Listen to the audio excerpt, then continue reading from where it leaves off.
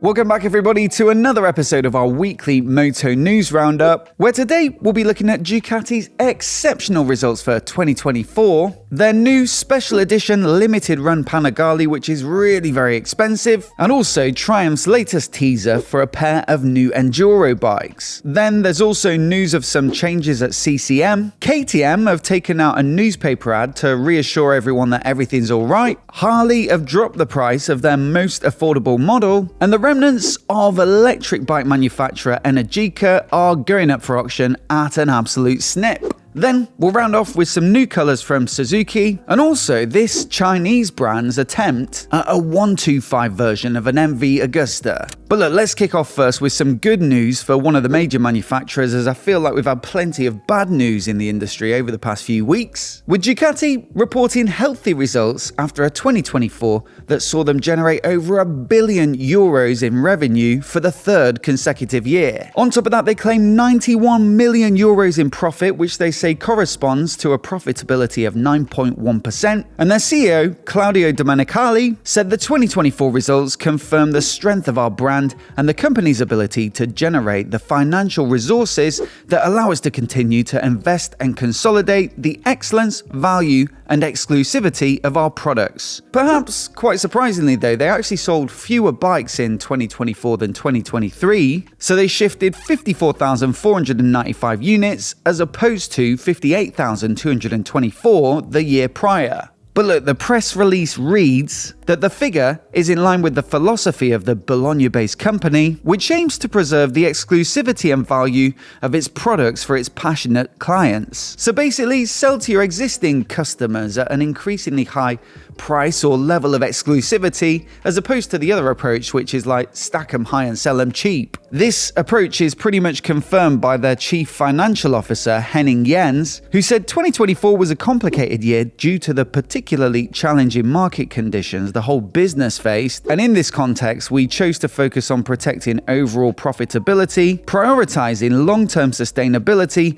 rather than just aiming at increasing sales volumes. Now, to be fair, Ducati did bring back last year their most affordable model in the form of the Scrambler Icon Dark, which uses slightly cheaper finishing parts and also a flat black paint job to come in at under 10 grand, which is a few £100 saving over the standard Scrambler Icon. But other than that, you've got to say all their new bike announcements are generally on the rise in terms of price, like the new V4 powered X-Diavel, for example, with the previous gen X-Diavel S a few years back being about 20 grand, whereas this new model is almost touching 26. The Panigale V4 also got a big update for 2025, and while a couple of years back for the S model you were looking at about 27.5 grand, well now it's pretty much 30, and then you've got this constant stream of like special editions and limited runs, which go for pretty astronomical prices. I mean, take the Senna edition of their Monster, that came in at about 23 grand, and it's pretty much double what you'd pay just for a standard Monster, and mechanically it's not vastly different. It's really about the exclusivity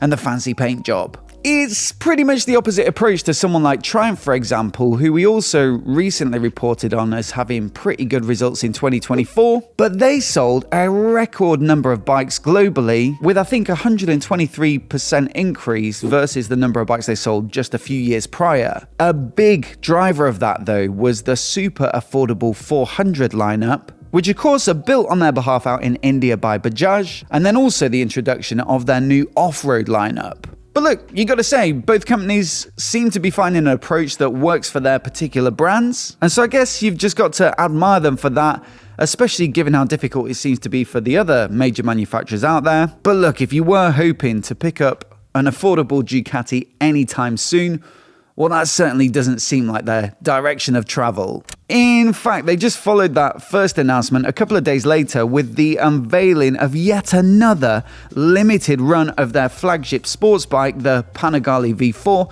And the price on this one is absolutely nuts. This one is called the Panigale V4 Tricolor Italia, and they say it celebrates the Azzurro of the Italian national sports teams with a special livery, the same one with which Francesco Bagnaia and the Ducati Lenovo team triumphed at Mugello in 2024. So certainly one for the MotoGP fans out there to consider, and it'll be one of their more exclusive runs of bikes at just 163 units worldwide. Apparently, the 1 in that number is for the race win, the 63 being for Bagnaia's race number. And on top of the fancy paint job, you also get some top spec hardware like carbon fiber wheels which save a bit of weight, race ready Brembo discs and GP4 calipers, which I think are a first for any production motorcycle, an Alcantara seat, carbon bits like the mudguards and heat shields, adjustable billet foot pegs, a dry clutch, and many more bits and bobs. Then it's all capped off with Bagnaia's signature on the tank,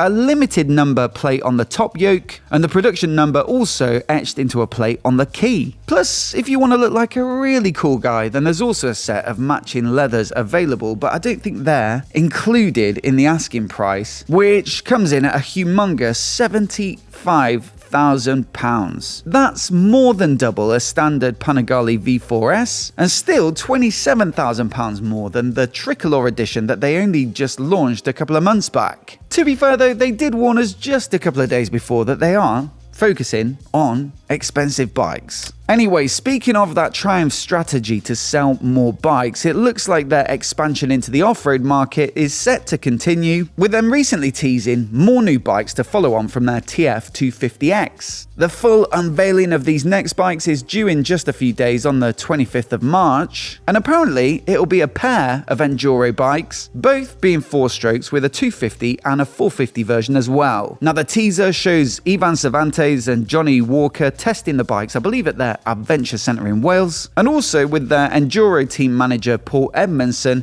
narrating the teaser. So definitely one to keep your eyes peeled for next week if you're into your Enduro bikes. But over at another British-based manufacturer, CCM, well, they've actually recently put their off-road plans on hold. Challenging market conditions mean they've cut their staff back down to 12 with a round of redundancies, and also plans to launch their rather cool looking semi-retro adventure bike have been put on ice. Now MCN quotes CCM's managing director Jason Broom as saying, "We've looked at this strategically and realised that we should scale things back a little bit, but our sales are reasonably healthy considering it's only March. We're in the very positive position that we can adjust things quickly. We don't have a big pipeline pumping out bikes to be forced into dealers where demand and supply rather than supply and then hope for the demand. We've got no debt, no bank loans, no one's coming to foreclosures or put us into administration.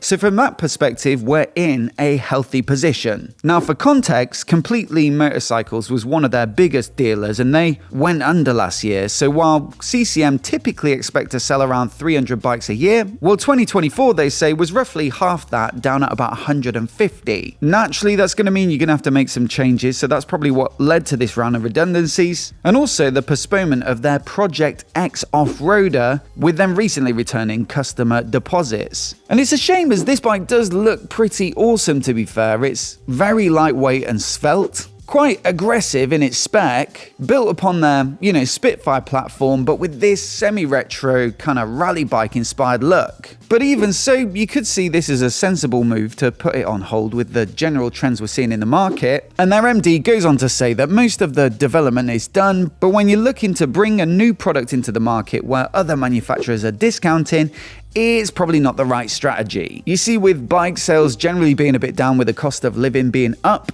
and also Euro 5 Plus emissions regulations for this year, meaning plenty of 2024 bikes are being pre-registered, then sold at a discount, you can understand his stance. This bike was already looking like it had come up a bit pricey versus some of the competition just because of the low volume and also the kind of almost custom build. But with 1, 2 or 3 grand off some of the other middleweight adventure bikes on the market, well, it I agree, doesn't really feel like the right time for it. In the meantime though, in order to keep pushing sales of their existing lineup, they do have a new 0% finance scheme. So for bikes like the Street Moto, which we recently reviewed, previously you would have had to find the whole sum, but they're now saying their lineup starts at about 85 quid a month on PCP, which of course opens it up to a whole bunch of new customers. Now it is worth a read of the full article, which I'll leave in the description below if you want to get more quotes directly from CCM. But in the meantime, I do hope they see this tricky time in the industry through, and it seems like a very sensible way to manage the business without putting them into loads of debt. The bikes probably are always going to be a little bit niche because they're so stripped back and simple, yet fairly,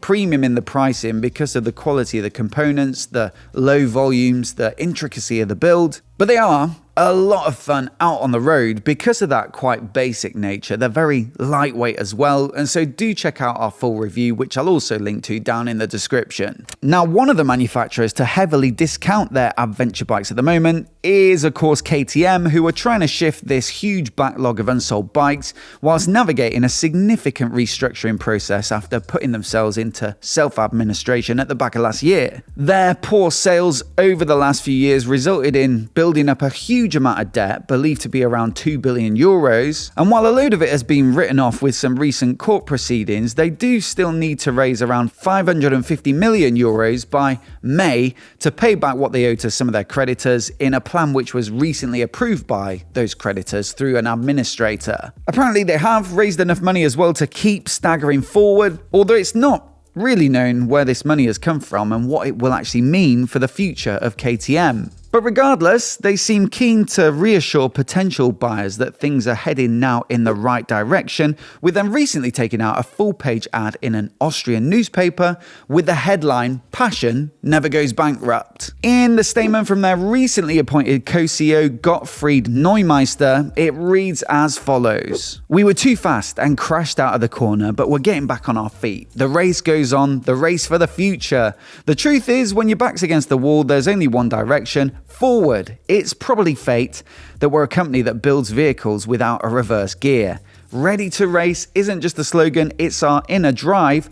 Our riders know that if you fall, you have to get back on the bike as quickly as possible. That's exactly what we have to do now, forward with courage, passion, and the same unshakable spirit that has always defined KTM. The road won't be easy, but it never has been. KTM motorcycles were built for exactly this: overcoming hurdles, being successful on long journeys, and achieving goals. No matter the condition, we're back and have learned from our mistakes. This also means that we listen more than ever to the people who accompany us, above all to our clients and our employees. We shouldn't only reinvent KTM for ourselves, but together with you. We'll have more transparency in the future. For everyone who's accompanied us through our recent lows, thank you. You're part of the journey, which is really only now beginning. You're the reason why we fight. To everyone who doubted us though, watch us." Now, I don't think there was ever really a problem with anyone not watching. This has been the most reported on saga in recent memory in the motorcycle market, but it does seem like listening to customers is high on the agenda now, with this announcement following on from the recent unveiling of their Orange Blood website. That's a place where you can go and post your KTM riding experiences and share them with fellow KTM owners, but also apply to join what they're calling their Orange Board, which will allow some customers to join their company updates and allegedly feed into the future direction of the company. So I'd love to know from you what suggestions you have for the future of KTM, so do let me know down in the comments. Another company struggling with sales though is Harley, with some pretty bad company results for 2024 announced a couple of months back, which we did cover in a previous episode, and they themselves are of course trying to make changes to try and address it and course correct for the future. One of the bikes that I believe hasn't sold particularly well is the Nightster, which effectively replaced their iconic Sportster lineup with a new, lighter, more modern, more powerful, more techy, liquid-cooled platform. It's a decent bike that I've been lucky enough to ride, and in terms of the riding dynamics, you've got to say it probably is an improvement over the Sportsters. But you can probably tell just from looking at it that it does potentially lack a little bit of the appeal to the traditional Harley audience, who potentially likes the style and character and sound and riding experience of those older air-cooled bikes. So look, how do you sell more of these Nightsters then, especially as it's, like I say, the most affordable bike in the lineup, and should act as an entry point, potentially to ladder up to some of the more premium and potentially profitable bikes in their lineup. Well, one approach could be to drop the price, I guess, and that's exactly what they've done, with a new US price for 2025 of just under $10,000. That's a significant drop over last year, and also gets it a lot closer to the $8,999 of the Sportster 883 when it was last on sale before it was discontinued. Keep in mind, when the Nightster came out a couple of years back, it was $13,499, so they've pretty much slashed a quarter off the price since then. And Cycle World went on to point out that it is a lot more competitive now than other similar bikes on the market, like the Rebel 1100 from Honda, or perhaps the new Indian Scout Bobber 60. So yeah, potentially a good deal in the US, although no word on the rest of the world yet, with 2024 prices still remaining on the UK website and still looking pretty steep at £13,295. Then, of course, you're going to have to wait to see how the ongoing tariff wars play out with the EU, where they recently slapped a 50% tariff on American motorcycles in retaliation to US tariffs on imported aluminium and steel. Still, from a US perspective, for our viewers over there, I'd love to know if sub 10 grand would be enough to make you consider one, so let me know what you think of it down in the comments. One company that did go under last year though, perhaps owing to the price of the bikes being quite high as well, is Energica, the Italian electric manufacturer that made such bikes as the Rebel, which I was lucky enough to test out a couple of years back. It was an interesting bike to ride, very fast. It has this primary drive gear reduction as well, which makes a bit of a whining sound that sounds like a spaceship, so it definitely caught people's attention. But it was a little bit weighty, and also at nearly £30,000, it was really difficult to justify, especially considering you could get similar performance out of something like an MT-09 or something like that for a third of the price. So yeah, perhaps it was no surprise that they started to struggle, especially with the market getting increasingly difficult. And Rider Part reported in October that Energica stated that while its board of directors had attempted to find new cash infusions and investments, as well as ways to monetize the company better, the only route forward would be through declaring bankruptcy. More than that, to pay off the company's creditors and debt obligations, the board decided to fully liquidate all of its assets. So fast forward to this week then, and all of those remaining assets are up for auction at what you could consider to be a fairly low price. So there's fully built bikes, half-built bikes, parts, accessories, the tooling, and the intellectual property, all of which are up for grabs with a starting price of $3.5 million, with a reserve set at 4.6. Compared to the sort of money that we're talking about in the sort of KTM back and forth, well, it's relatively spare change, and so you could get yourselves with that the remnants of an entire motorcycle company.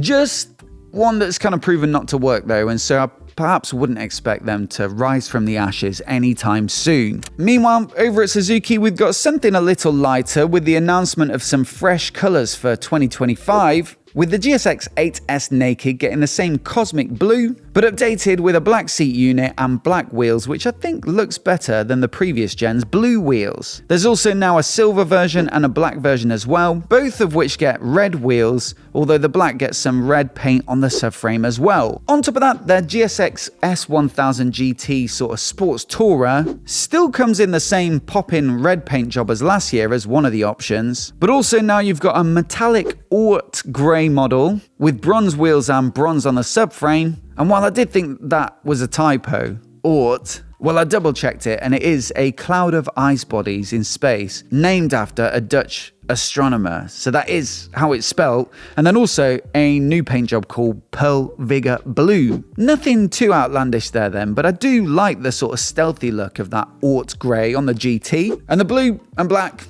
on the GSX-8S looks actually pretty sweet in my opinion. Can anything match the physical beauty though of this new bike from Chigee Motor in China? It's a 125cc mini bike that I spotted over on Visor Down, and while its performance and stature are probably more akin to something like a Honda Grom, well, the ambition of the design is much grander than that, with some styling cues taken from what looks like MV Agusta's Super Veloce. The 1000cc version of that bike recently topped our most expensive bikes list of 2025 at over 60 grand, but this little bike from Chigee offers perhaps a slice of the same image at a much more affordable price point, with the front part of the fairing, the single round headlight, the little air vents and the clip-on bars with the bar end mirrors, all having a bit more than a passing resemblance, I'd say, to the stunning Super Veloce 1000. Apparently, according to Down, Chigee and MV have collaborated in the past on distribution and tech, and also some former MV employees have helped out with the design of some of Chigee Motors' more